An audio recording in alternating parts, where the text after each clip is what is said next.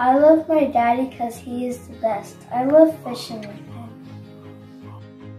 Because we go for a car ride and we don't do races, but we do play outside and we play in the pool and we play with my kitchen and I love him very much.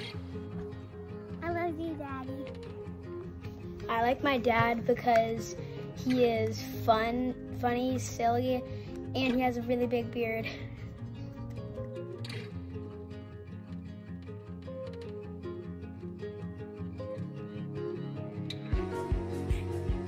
My daddy is the best because he cares for me when I don't feel so good, and he makes me food, and he gives me lots of hugs and kisses. J'aime papa parce que tu es drôle et tu fais des bons gâteaux aux bananes. Bonne fête des pères! And we can bring the bouncy castle. And he's funny. That's it. Oh, my dad, he helps me when I'm scared, and he always helps me solve problems. My dad, what I love about him is that he's kind and nice, and whenever I'm sad or put down, he always tries to help me up.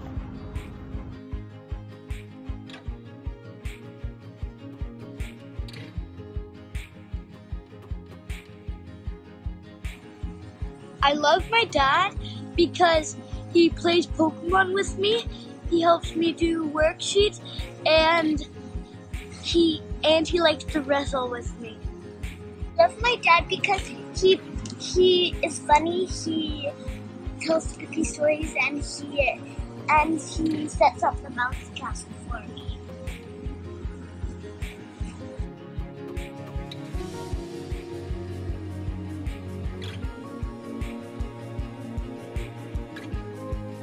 Because I like that he built our house new, and he helps me. I am new. One of my best memories with my dad is going to football games with him every single week. I also love him lots because he's very supportive and fun to be around. Love you, Dad. I love my daddy because he's never with me. I love you, Daddy.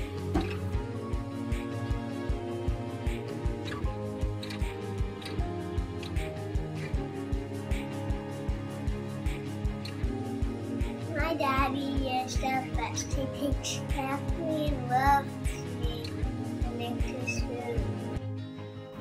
I love my dad because he's so hardworking and he teaches me everything I need to know. I love Daddy because he plays frisbee with me and he blows bubbles. Okay, say, I love you, Daddy. I love you, Daddy. Milo, your turn. I love Daddy. Oh, happy day. Why is Dada the best Dada? I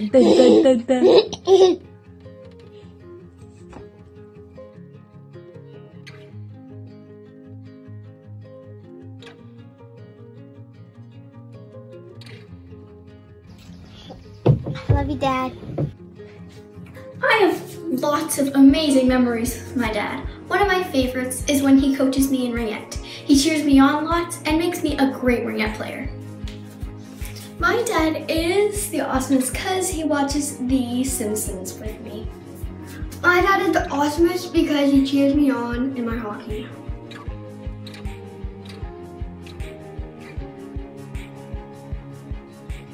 Pourquoi j'aime mon père. Il m'amène des fois souper. Il fait sortir avec moi au fil. Il me donne des bonbons. Il a un meuf pour les frères. Une fois, il a même sorti de l'épicerie. Elle aime à tout jamais. Moi, j'aime mon papa parce qu'il est gentil, il est fort, il aime ma maman tendrement, il prend soin de nous et il est merveilleux. Hello, my dad is the best because he tells stories to us at bedtime. Those stories are really funny. Now on to Lydia. I like my dad because he Does silly French. Love you, Daddy. Dad, because he's generous, helpful, and very supportive. We love you, Papa.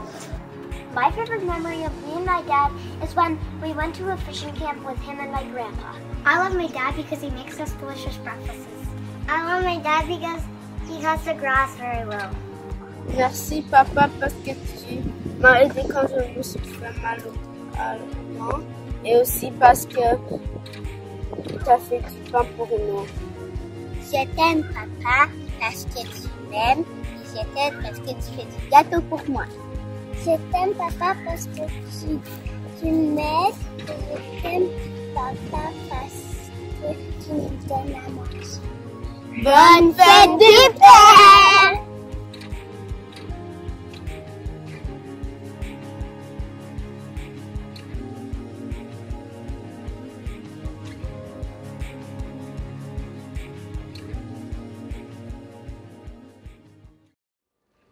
Bonjour frères et sœurs en Christ, c'est un réel plaisir pour nous de vous avoir nombreux devant votre écran pour ce rendez-vous virtuel du dimanche. Dieu soit loué car malgré le confinement et tout, il pourvoit afin que nous puissions nous rassembler et être nourris spirituellement. Aujourd'hui, la louange va nous être apportée par notre ravissante sœur Sandy et notre bien-aimé frère Célestin. Merci.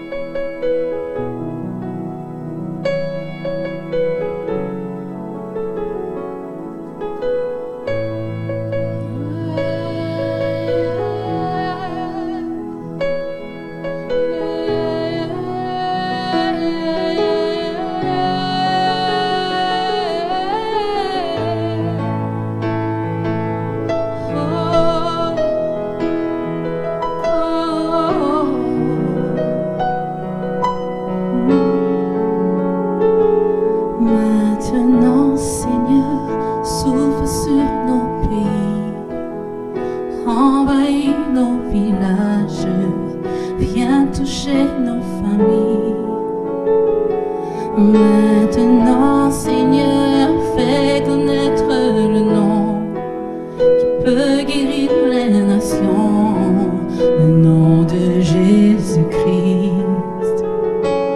Maintenant, Seigneur, souffle sur nos pays, envahis nos villages, viens toucher nos familles. Maintenant, Seigneur, fais connaître le nom qui peut guérir les nations, le nom de Jésus-Christ. Oh, oh, oh. Yeah.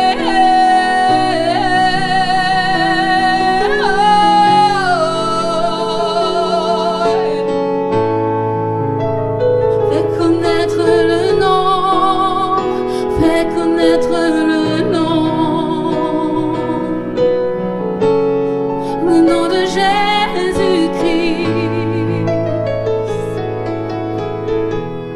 le nom de Jésus-Christ.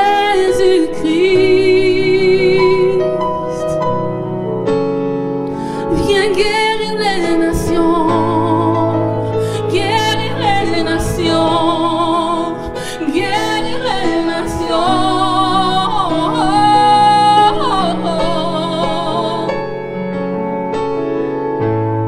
Nous avons besoin de toi. Nous avons besoin de ta guérison. Nous avons besoin de toi.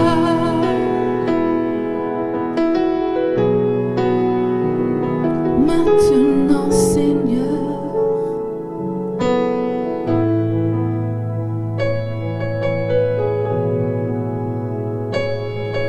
Oh,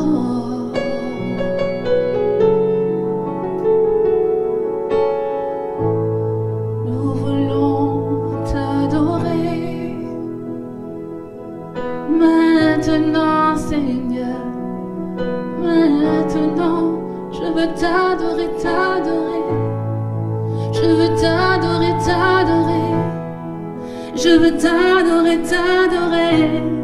Seigneur, t'adorer. Je veux t'adorer, t'adorer.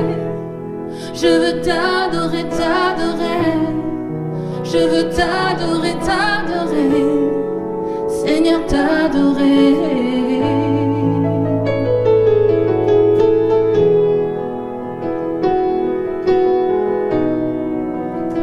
Seigneur, t'adorer. Les yeux fixés vers toi, j'oublie les problèmes autour de moi pour t'adorer, mon roi. Être guidé par toi, les yeux fixés vers toi, j'oublie les problèmes autour de moi pour t'adorer, mon roi. Être guidé par toi, je veux t'adorer, t'adorer. Je veux t'adorer, t'adorer. Je veux t'adorer, t'adorer. Seulement t'adorer. Je veux t'adorer, t'adorer. Je veux t'adorer, t'adorer. Je veux t'adorer, t'adorer. Seigneur, t'adorer.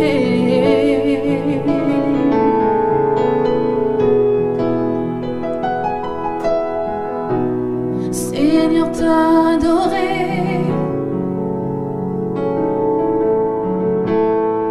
En esprit, en vérité.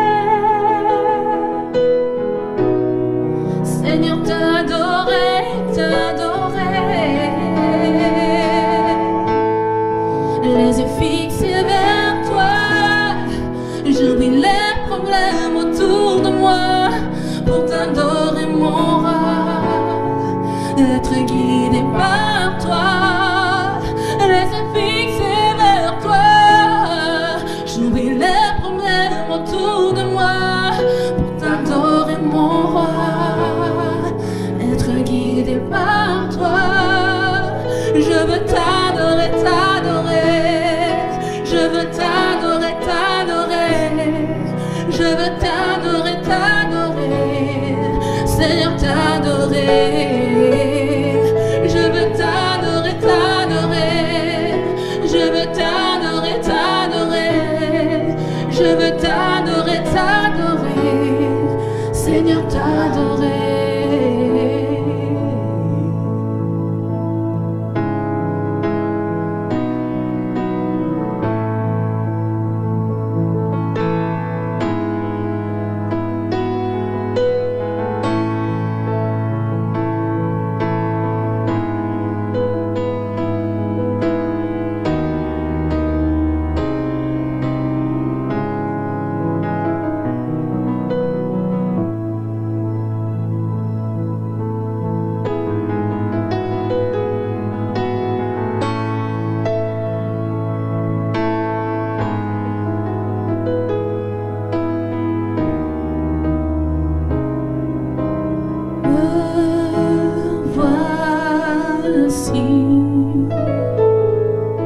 Confondu par ta majesté,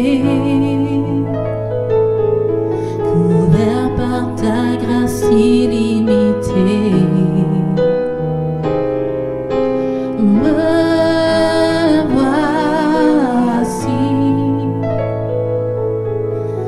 conscient du poids de mes fautes, couvert par le sang de l'agneau. Car je sais l'amour le plus grand m'est donné. Tu as offert ta vie, le plus grand sacrifice.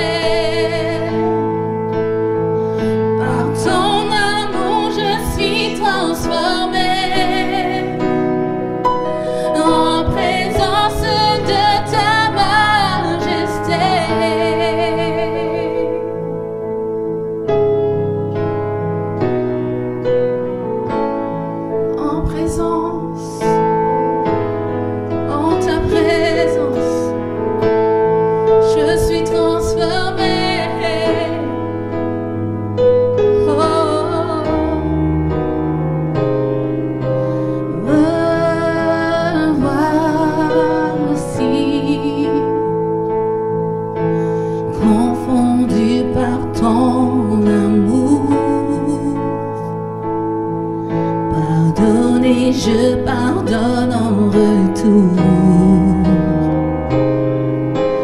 Me voici, conscient d'être ton plaisir, sanctifié par le feu de ta gloire.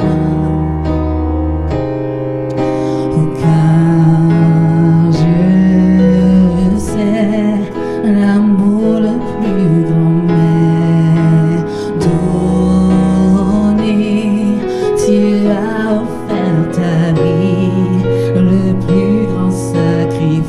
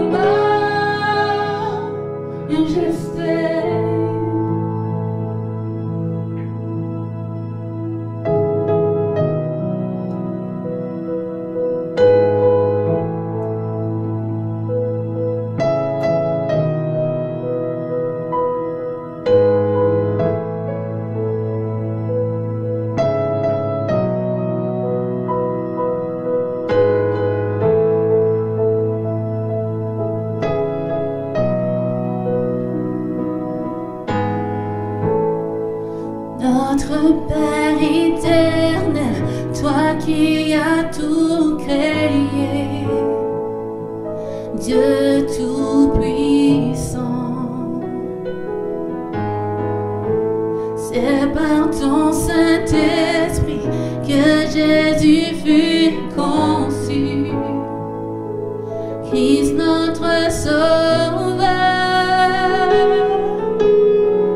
Oui, je crois en Dieu notre Père, oui, je crois en Christ son Fils, oui, je crois en ton Saint-Esprit, ô Trinité divine, oui, je crois à la résurrection, que nous vivrons à jamais, car oui, je crois dans le nom de Jésus.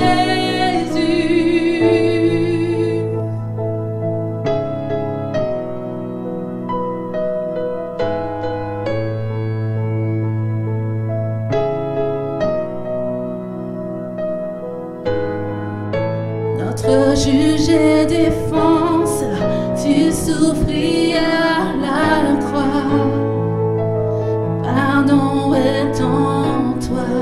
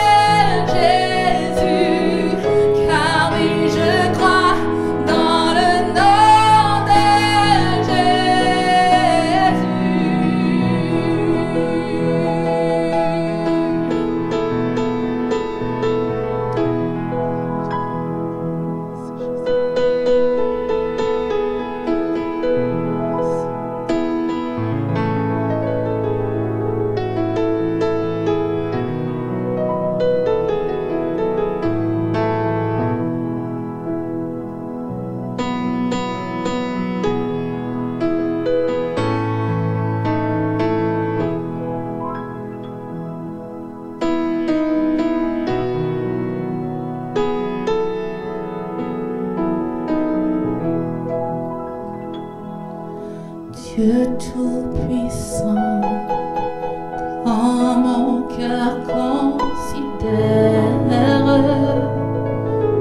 tout l'univers créé par ton pouvoir, le ciel d'azur, les éclairs de tonnerre, le clair matin ou les ombres du soir, de tout mon être alors s'élève un chant. Dieu tout-puissant, que tu es grand, de tout mon être.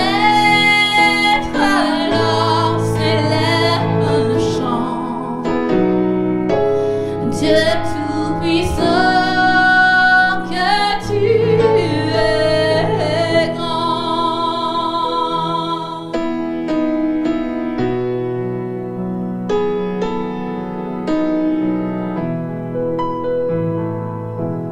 Et quand je songe au sublime mystère qu'un Dieu si grand pu penser à moi, que son cher fils est devenu mon frère et que je suis héritier des grands rois. Alors mon cœur dit la nuit le jour, rien n'est plus grand que ton amour. Alors mon cœur dit la nuit le jour, rien n'est plus grand que ton amour.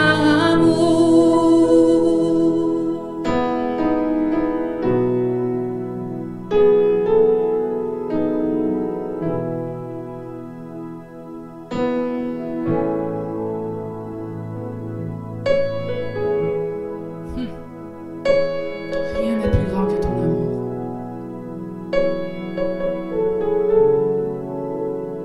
Non, rien n'est plus grand que ton amour.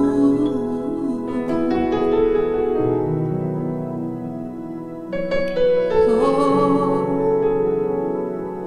maintenant, Seigneur, souffle sur nos pays, envahis nos villages, viens toucher nos familles. Maintenant, Seigneur, fais connaître le nom qui peut guérir les nations, le nom de Jésus-Christ. Maintenant, Seigneur, souffle sur nos pays, envahis nos villages, viens toucher nos familles. Maintenant, Seigneur, fais connaître le nom qui peut guérir les nations, le nom de Jésus-Christ. Oh, oh, oh, oh,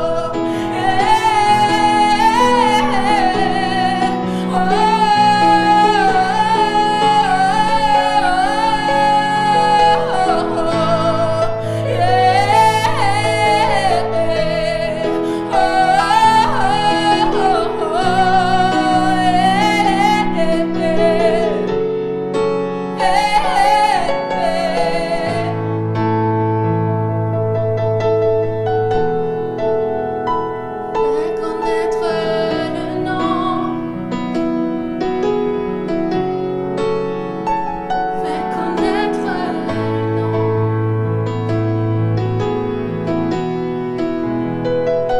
le nom de Jésus, le nom de Jésus, Jésus, Jésus.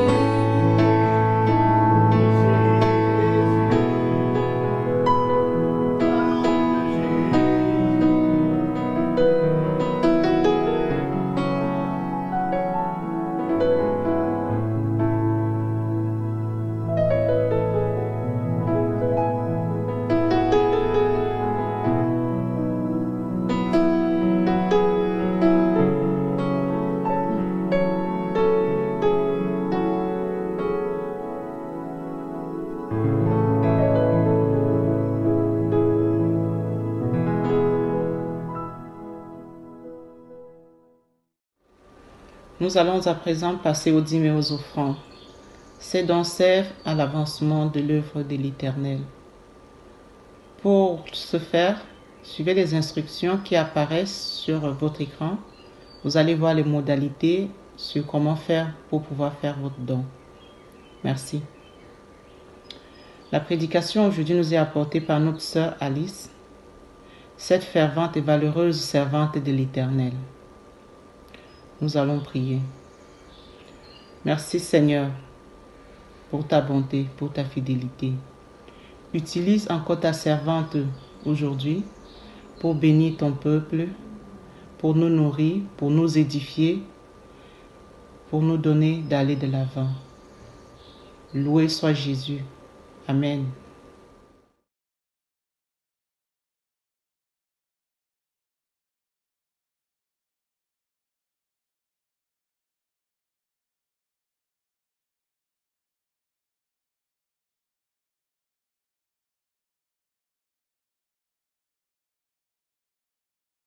Bonjour à tous et bonjour la famille. J'espère que vous allez bien et que vous êtes bien connectés ce matin pour écouter la parole de Dieu. N'est-ce pas, notre Dieu est bon? Ça me fait plaisir de savoir que vous êtes là et que vous écoutez. Alors, je vais commencer en priant. Seigneur, je te dis merci. Je te remercie pour l'occasion, pour l'opportunité que tu nous donnes ce matin de partager ta parole. Seigneur, je te prie de donner l'autorité, de l'onction, de la puissance aux propos qui vont sortir de ma bouche. Je prie que cette parole bénisse quelqu'un, bénisse la vie, Seigneur, de tous ceux qui vont l'écouter. Et merci, Seigneur, d'agir au travers de cette parole. Que toute la gloire te revienne au nom de Jésus. Amen. Amen. Amen. Donc, la Bible nous dit dans 2 Timothée 3, 16 à 17, version Semeur, car toute l'écriture est inspirée de Dieu et utile pour enseigner, refuter, regresser et apprendre à mener une vie conforme à ce qui est juste. Ainsi, l'homme de Dieu se trouve parfaitement préparé et équipé pour accomplir toute œuvre bonne. C'est le but de mon enseignement ce matin. Refuter, regresser, afin que nous puissions porter du fruit pour sa gloire. Mon message ce matin s'intitule « Portons du fruit à chaque saison ». Et mon texte de référence, on va lire dans Marc 11, versets 12 à 14 et 20 à 24. Je vais lire dans la version Le Semeur. C'est l'histoire de la malédiction du figuier. Alors, verset 12. Le lendemain, comme il sortait de Béthanie avec eux, il eut faim. Il aperçut de loin un figuier couvert de feuillage. Il se dirigea vers cet arbre pour voir s'il y trouverait quelques fruits. Quand il se fut approché, il n'y trouva que des feuilles, car ce n'était pas la saison des figues. Verset 14. S'adressant alors au figuier, il lui dit que plus jamais personne ne mange du fruit venant de toi. Et ses disciples l'entendirent. Toujours dans Marc 11, verset 20, le lendemain matin, en passant par là, ils virent le figuier. Il avait séché jusqu'aux racines. Pierre, se souvenant de ce qui s'était passé, dit à Jésus, « Maître, regarde, le figuier que tu as maudit, il est devenu tout sec. » 22, Jésus répondit, « Ayez foi en Dieu. Vraiment, je vous l'assure. Si quelqu'un dit à cette colline, « Soulève-toi de là et jette-toi dans la mer », sans douter dans son cœur, mais en croyant que ce qu'il dit va se réaliser, la chose s'accomplira pour lui. C'est pourquoi je vous le déclare. Tout ce que vous demandez dans vos prières, croyez que vous l'avez reçu et cela vous sera accordé. Amen. Amen. Plusieurs commentateurs bibliques pensent que cet événement a eu lieu au printemps. Nous sommes quelques jours avant la Pâque, c'était le printemps. Jésus est avec ses disciples, il a faim. Selon moi, étant homme, Jésus avait faim comme vous et moi pouvons avoir faim. La preuve en est qu'il cherche de quoi manger. Dans d'autres passages, Jésus va dire « Ma nourriture est de faire la volonté de celui qui m'a envoyé et d'accomplir son œuvre. » Jean 4, verset 34. Mais dans ce chapitre, il parle de la faim de nourriture physique. Alors qu'il a faim, il voit de loin un figuier rempli de belles feuilles vertes. Jésus qui a grandi en Israël sait certainement que quand tu vois un figuier avec de belles feuilles vertes, il y a certainement quelques figues que tu peux trouver. Dans mes lectures sur le figuier, j'ai découvert que le figuier donne des fruits 2 fois par an. Et même quand ce n'est pas la saison des figues, tu peux quand même en trouver. D'autres lectures disaient que les figues apparaissent avant le feuillage. La version Parole vivante propose la note intéressante ci-après. Il faut se rappeler que le figuier donne 2 récoltes par an. La saison des figues, c'est l'été. Quand les fruits sont récoltés, l'arbre perd ses feuilles. Des petits boutons se développent et grandissent pendant tout l'hiver. En avril, au temps du récit, certains boutons ont donné des feuilles d'autres des figues vertes ou printanières. Puisque Jésus a vu des feuilles à ce figuier, il a pu espérer y trouver aussi des figues printanières. Tout le monde a le droit de les manger, alors que les figues d'été sont réservées aux propriétaires. D'autre part, il arrive que sans raison spéciale, certains arbres ne portent pas de figues vertes, alors qu'un figuier sain a toujours du fruit en été. Cela explique pourquoi Marc dit « car ce n'était pas la saison des figues ». Jésus ne pouvait pas s'attendre à trouver déjà des fruits d'été parvenus à maturité. Il aurait du moins trouvé quelques prémices de ces fruits, quelques figues printanières. Malheureusement, l'arbre ne porte que du feuillage qui attire les regards, mais aucun fruit. J'imagine la déception de Jésus quand il n'a trouvé aucun fruit. Quand j'étais plus jeune, j'allais souvent au village et on allait chercher des mangues. Quand on arrivait sous un manguier et qu'on voyait un beau feuillage, on s'attendait à trouver des mangues. Quelle déception quand il n'y en avait pas. Pour revenir à notre texte, on comprend maintenant pourquoi, malgré le fait que ce ne soit pas la saison, Jésus s'attend à trouver quelques figues pour satisfaire sa faim. Il arrive donc sous le figuier, pas de fruits. Dans sa déception, il sort une parole de sa bouche. Le verset, il dit dans le verset 14 de Marc 11 que plus jamais personne ne mange de fruits venant de toi. La même histoire est racontée dans Matthieu 18. Et Matthieu 18 au verset 19, il est écrit « En l'instant même, le figuier devint tout sec. » Mais dans notre version ici, Marc, on dit que le lendemain, il vit le figuier, il avait séché jusqu'aux racines. Je pense qu'il y a un principe que Jésus nous enseigne ici, l'importance de nos paroles, l'importance de ce qui sort de notre bouche. La Bible ne nous dit pas qu'il priait. La Bible ne nous dit pas qu'il allait dans sa chambre, qu'il a fermé sa porte, qu'il s'est mis en position de prière. La Bible ne nous dit pas qu'il a dit que, ok, on va prier. On peut croire que ce n'est que quand je prie que Dieu écoute. Non, frères et sœurs. Dieu nous entend chaque fois que nous parlons. Quand je parle en bien, que ce soit de moi ou de quelqu'un d'autre, Dieu m'écoute. Quand je parle en mal de quelqu'un d'autre ou de ma propre personne, Dieu m'entend. La Bible va dire dans Proverbe 18, 21, « La mort et la vie sont au pouvoir de la langue. Quiconque l'aime en mangera des fruits. » Par mes paroles, je peux donner la vie. Par mes paroles, je peux donner la mort. Je peux maudire ma vie, mon mari, mes enfants, mon travail. Faisons attention à ce qui sort de nos bouches. Surtout quand nous sommes en colère, quand nos émotions sont emballées, il vaut mieux se retirer quelques minutes, respirer un coup et revenir parler quand on est plus calme. Particulièrement dans cette saison où tout change, qu'est-ce qui sort de nos bouches? Ma soeur, mon frère, et toi qui nous écoutes, qu'est-ce qui sort de ta bouche? Des paroles du genre « Oh, ce n'est jamais facile pour moi. Quand c'est mon tour, les choses sont toujours plus compliquées. J'arriverai jamais à ceci, je ferai jamais. » Ce sont des malédictions qu'on dit sur nos vies. Et ça va s'accomplir, qu'on le croit ou pas.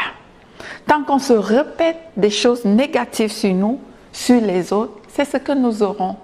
Les paroles sont comme des semences. Quand tu prends une semence, tu mets dans la terre, tu l'arroses, elle porte du fruit. Que tu y crois ou que tu n'y crois pas, l'arbre va pousser. Et donc, c'est la même chose avec nos paroles. Quand nous les disons, à force de répéter des paroles négatives, qu'on y croit, qu'on n'y croit pas, qu'on dise que c'est pour blaguer ou pas, elles vont porter des fruits. Et c'est ce qui est arrivé. Jésus a juste dit que plus jamais personne ne mange de ton fruit. Et l'arbre est devenu sec. Il ne s'est pas mis en position de prier. Il a juste déclaré une parole. Il ne peut pas dire, ok, non, je blaguais. Non, la parole était sortie. Elle a eu son effet. Faisons attention, frères et sœurs, à ce qui sort de nos bouches. Jacques 3, verset 10 dit, « De la même bouche sortent la bénédiction et la malédiction. Il ne faut pas, mes frères, qu'il en soit ainsi. Que nos bouches soient des bénédictions, que nos paroles apportent du réconfort et font du bien à ceux qui les entendent. » Éphésiens 4, 29 dit également, « Ne laissez aucune parole blessante franchir vos lèvres. » Ne laissez aucune parole blessante franchir vos lèvres, mais seulement des paroles empreintes de bonté, qu'elles répondent à un besoin et aident les autres à grandir dans la foi. Ah, c'est un verset que j'aime beaucoup. Je vais le relire. Éphésiens 4, 29. Ne laissez aucune parole blessante franchir vos lèvres, mais seulement des paroles empreintes de bonté, qu'elles répondent à un besoin et aident les autres à grandir dans la foi. Ainsi, elles feront du bien à ceux qui vous entendent. Donc, 3 choses à retenir. Que mes paroles soient remplies de bonté, aident les autres à grandir dans la foi et fassent du bien à ceux qui l'entendent. Et je répète, ce principe, je dois l'appliquer envers ma propre personne et aux autres. Je reconnais que ce n'est pas facile à faire, mais Dieu nous a donné son esprit pour nous aider. Je me souviens quand je venais d'arriver au Canada, je travaillais dans une banque et c'était l'anniversaire de ma gestionnaire. Ce jour-là, j'ai dit, « Ah, bonne fête, t'as quel âge ?» Elle m'a dit, « J'ai 26 ans. » J'ai dit, « Quoi? T'as 26? Tu ressembles à 40. » Elle était choquée et puis elle m'a dit, « Oh Alice, on ne dit pas des choses comme ça aux gens. » Et là, au long de la journée, je l'ai vue, elle était triste. Je suis allée la voir, j'ai dit, « Je te demande pardon pour ce que je t'ai dit tantôt. » Parce que je voyais qu'elle avait été blessée. Pour moi, c'était normal. J'avais dit ce que je pensais. Mais à la lumière de ce verset-là, même si quelque chose est vrai, c'est-à-dire que même si, par exemple, je vois quelqu'un, c'est vrai et tout, si la personne ne me demande pas son opinion, je n'ai pas besoin de lui dire. On va me dire que, mais Alice, si c'est vrai, oui, je n'ai pas besoin de lui dire. Est-ce que cette parole va lui faire du bien? Est-ce que ça va l'aider à grandir dans la foi? Est-ce que cette parole est empreinte de bonté? Donc, personnellement, je pense que même si c'est vrai, je n'ai pas toujours besoin de dire. Par exemple, je vais prendre le poids pour nous les femmes. Les femmes, tu sais, quand tu prends du poids, ton ami te voit, « Ah Alice, salut, mais t'as grossi. » Mais c'est comme, non. Si Alice sait qu'elle a grossi, peut-être pour elle c'est un problème, elle est en train de combattre ça. Donc je n'ai pas besoin d'en rajouter, je n'ai pas besoin de revenir lui dire que tu as grossi parce qu'elle le sait déjà. Alors, je nous encourage que nos paroles soient empreintes de bonté, fassent du bien à ceux qui l'écoutent et les aident à grandir dans la foi. Si on nous pose une question, c'est différent. Si quelqu'un te demande « Qu'est-ce que tu penses de ça ?» Ça, c'est différent. Mais de sortir une parole comme ça, qui n'encourage pas, qui n'édifie pas, qui ne fortifie pas l'autre, même si je pense que c'est vrai, je n'ai pas besoin de le lui dire. Que Dieu nous aide. Et moi, c'est un principe que j'enseigne à mes enfants, de faire attention à ce qui sort de leur bouche. Quand ils me disent « Ah, maman, je ne serais pas capable de faire ceci » ou qu'ils s'insultent, ou je leur dis toujours « Demandez pardon ». Demander pardon. Et nos enfants nous imitent. Parfois, quand je vais dire quelque chose, dire une mauvaise parole, ma fille m'a dit « Maman, tu viens de dire une mauvaise parole, renonce à cette parole-là. » Je demande pardon et je renonce à cette parole. Et je demande au Seigneur de pardonner et je déclare le contraire dans la vie de mes enfants ou de mon mari et tout. Donc, je vais nous encourager, 3 choses, comme je l'ai dit, à retenir, que mes paroles soient remplies de bonté, aide les autres à grandir dans la foi et fasse du bien à ceux qui l'entendent. Je vais revenir dans les fruits, parlant des fruits. Dans les évangiles, Jésus a beaucoup parlé de fruits. Dans Matthieu 7, 16 à 20, que je vais lire, je lis dans la version du Semeur, Matthieu 7, versets 16 à 20. Parlant des faux prophètes. Il dit, vous les reconnaîtrez à leurs fruits. Cueille-t-on des raisins sur des épines ou des figues sur des chardons? Tout bon arbre porte de bons fruits, mais le mauvais arbre porte de mauvais fruits. Un bon arbre ne peut porter de mauvais fruits, ni un mauvais arbre porter de bons fruits. Toute arbre qui ne porte pas de bons fruits est coupé et jeté au feu. C'est donc à leurs fruits que vous les reconnaîtrez.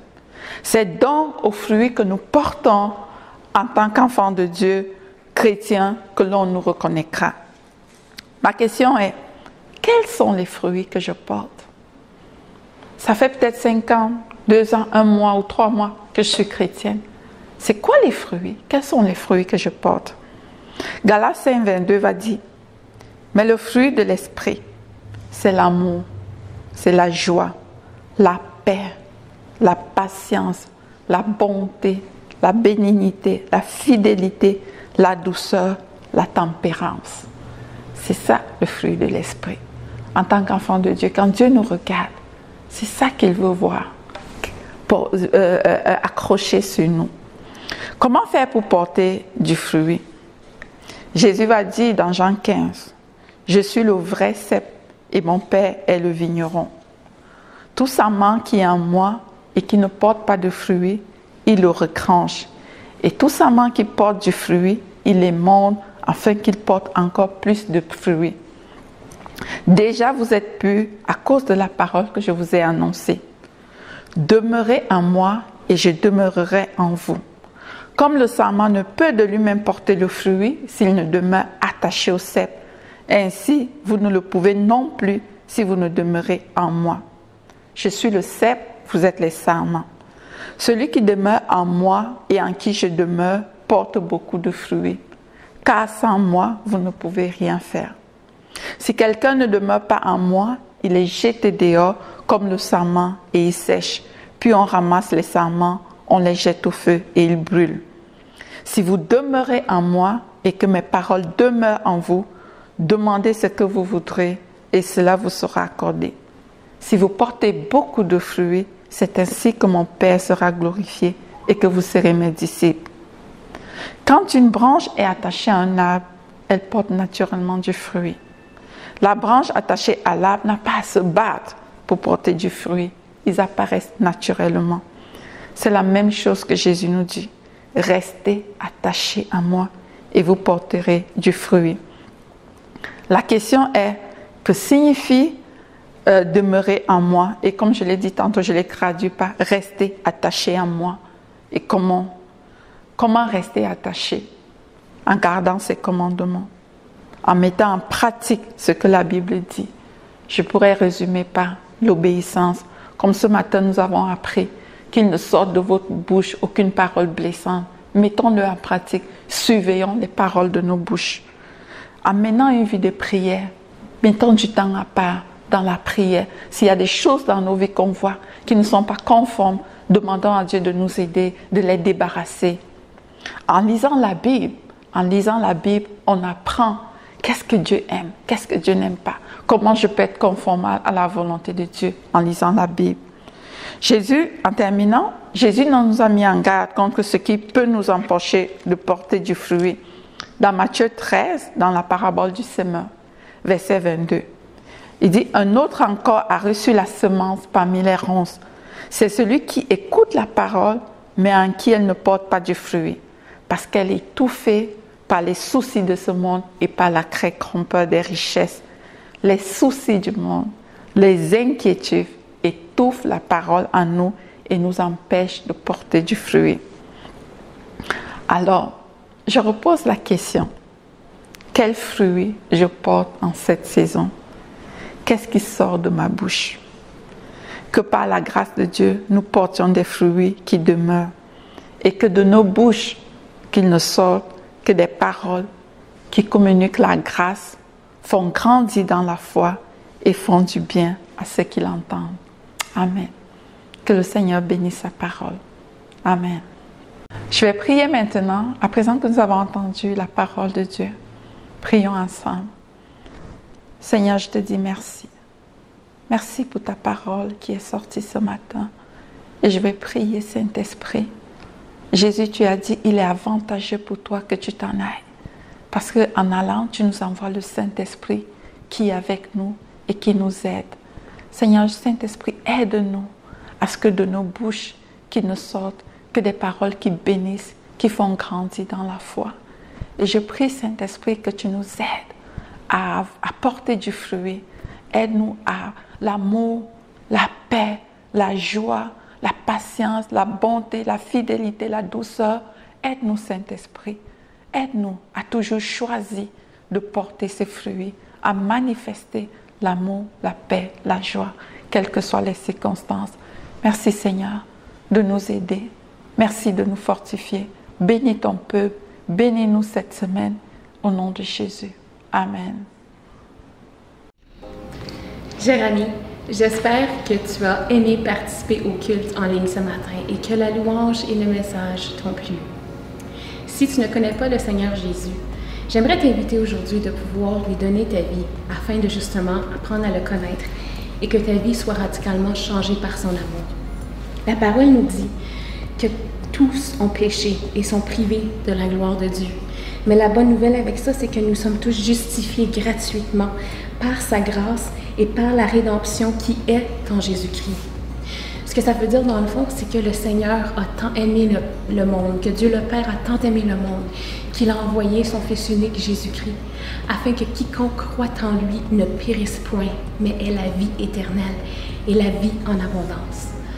Donc aujourd'hui, si peu importe ce qui s'est passé dans ta vie, peu importe les blessures que tu portes peut-être, peu importe les choses que tu vis présentement à l'heure actuelle, ou ce qu'on t'a peut-être fait qui t'ont blessé profondément et qui te doutent de la possibilité de goûter à cette grâce salvatrice-là, j'aimerais te rassurer que tu peux avoir accès justement à cette vie en abondance. Tout ce que tu as besoin de faire, c'est de recevoir le Christ dans ton cœur, de croire qu'il est mort et ressuscité pour notre rédemption, pour notre salut. Et tu deviens automatiquement enfant de Dieu. Je t'invite donc à fermer les yeux maintenant et à faire cette prière toute simple. Seigneur Jésus, je te demande de venir dans mon cœur ce matin. Je te choisis comme mon seul Dieu et mon Sauveur.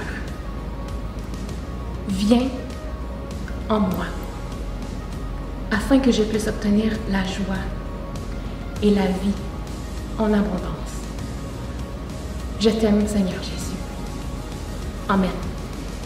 Cher ami, si tu viens de prier cette prière toute simple, nous croyons que tu es né de nouveau et tu fais dorénavant partie de la grande famille des croyants. Nous avons tellement hâte de te connaître et de cheminer avec toi. Et si tu as déjà reçu le Seigneur Jésus-Christ, j'aimerais pour toi terminer avec une belle bénédiction en souhaitant que le Seigneur puisse continuer à t'édifier, à te protéger, à te guider et à manifester son amour inconditionnel pour toi, afin que toi aussi tu puisses vraiment goûter à la joie et à l'amour du Seigneur Jésus-Christ. Soyez bénis.